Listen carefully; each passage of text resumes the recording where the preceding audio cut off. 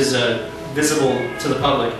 This is a body of work that I did while I was in college. It was part of my thesis, the first cohesive body of work that I've ever done. I wanted to do this concept of a shepherd, this leader, the leader of the flock, and them losing their way by being trapped in this void, in this environment. I didn't want to use a person as a shepherd, though. I wanted to go with something a little different that made people think and look at things in a different way. And I chose something that I thought would appeal a little bit more on a simple level, on a purely aesthetic level to people. And then once they got drawn in by that aesthetic, those that wanted to know more would look deeper and find the deeper meaning. If they didn't look for the deeper meaning but just appreciate it from a superficial or surface level, great, at least they're looking at art, at least they're learning to appreciate it. But those that want to look deeper into the meaning behind it can do so. And this is the title triptych for the series, The Lost Shepherd. Each one represents, there's sort of a duality. It can sort of represent the different elements of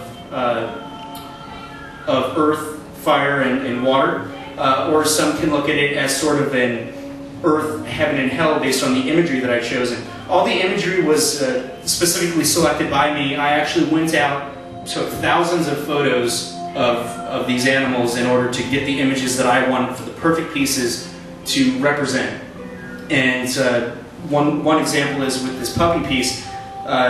With the image that I took, they sort of blended together, and I kind of liked that idea, the symbolism of them blending together. And if you'll notice in the puppy's mouth on the far right, there's a bone in his mouth. And I thought that I come from a somewhat spiritual, religious background.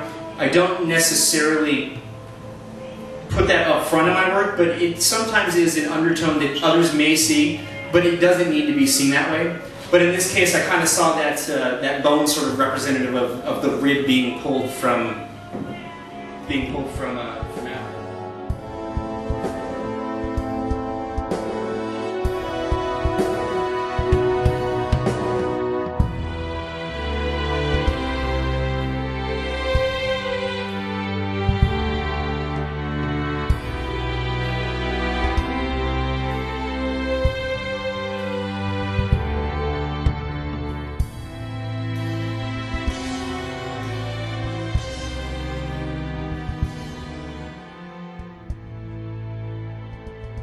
And I started this series after I had experienced an assault and battery in my home that left me with multiple facial fractures, a concussion, and ocular trauma that led my eye to be closed for nearly a month.